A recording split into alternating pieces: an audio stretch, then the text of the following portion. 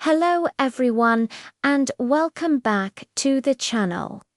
Today we're journeying into a story that has echoed through centuries and across continents. A tale as timeless as hope itself, Cinderella. You might think you know it's a glass slipper, the pumpkin carriage, the fairy godmother, but the story of the Cinder Maid is far older, richer, and more widespread than you might imagine.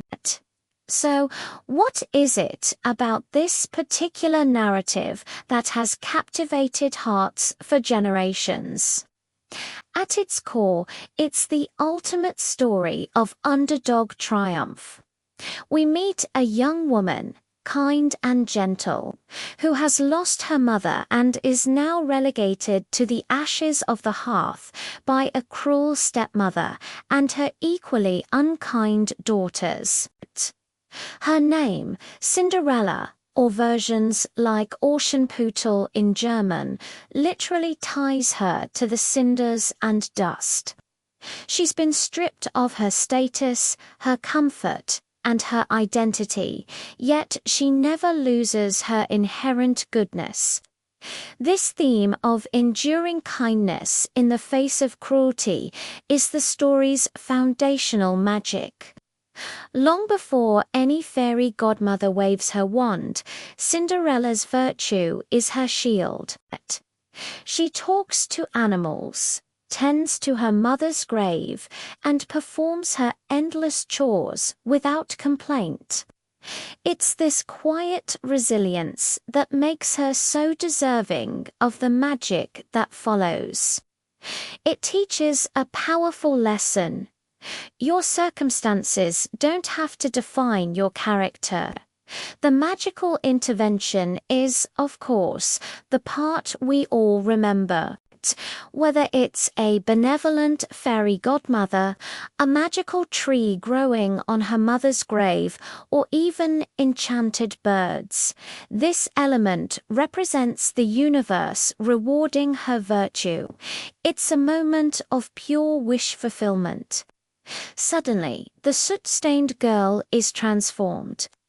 Her rags turned to a magnificent gown, and her humble life is given a glimpse of a world she's only dreamed of. This transformation isn't just about a pretty dress, though. It's about revealing the person she has been all along.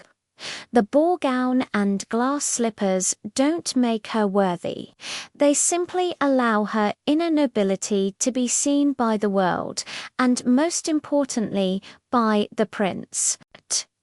She isn't putting on a costume to be someone she's not. She's finally getting to be herself, free from the oppression of her daily life. The royal ball is the turning point. For one night, Cinderella steps out of the shadows and into the light. She captivates everyone, not just with her beauty, but with her grace and charm qualities she's always possessed. The prince is instantly smitten, seeing a spirit that matches his own. Their connection is immediate and profound. But as with all powerful magic, there's a catch: the midnight deadline. This ticking clock adds a thrilling sense of urgency to the story. Why can't the magic last forever?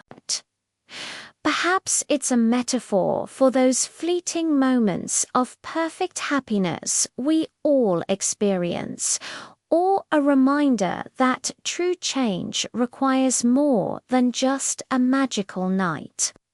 When the clock strikes 12, Cinderella flees, leaving behind a single glass slipper, fragile, beautiful clue to her true identity.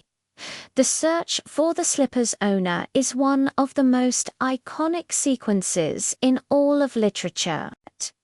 It's a test not of beauty or wealth, but of authenticity. The stepsisters, in their desperation and greed, try to force the slipper to fit. In some of the darker, older versions of the tale, they even resort to mutilating their own grim illustration of how far people will go to seize a prize they haven't earned. But deception can't win. The slipper, a perfect and unyielding measure, will only fit its true owner. When the royal herald finally arrives at Cinderella's home, we reach the climax of the story. After her stepsisters have failed, she is reluctantly brought forward. The moment the glass slipper slides perfectly onto her foot is a moment of vindication. It's not just about winning the prince, it's about her truth being revealed to the world. The dirt and cinders are washed away, and her true worth is finally recognized.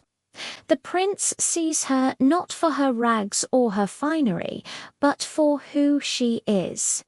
The happily ever after is more than just a wedding. It symbolizes the restoration of order and justice. Goodness is rewarded, cruelty is punished, and hope is fulfilled.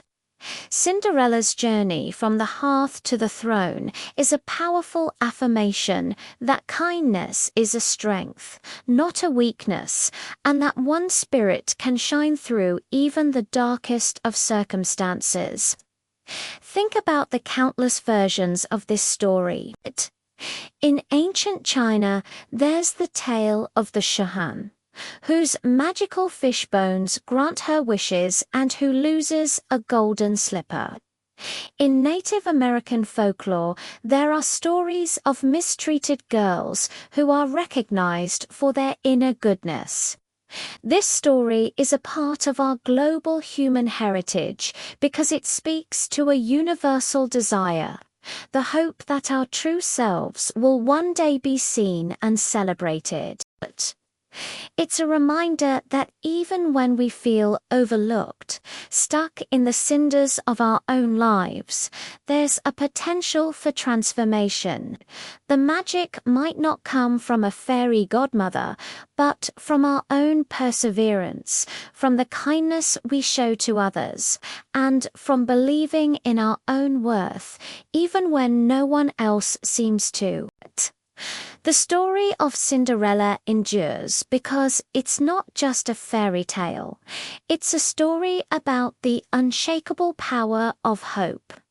Thank you so much for joining me on this deep dive into a classic. What's your favorite part of the Cinderella story? Or do you know of a different cultural version you'd like to share? Let me know in the comments below. If you enjoyed this video, please give it a like and consider subscribing for more journeys into the stories that shape our world. See you next time.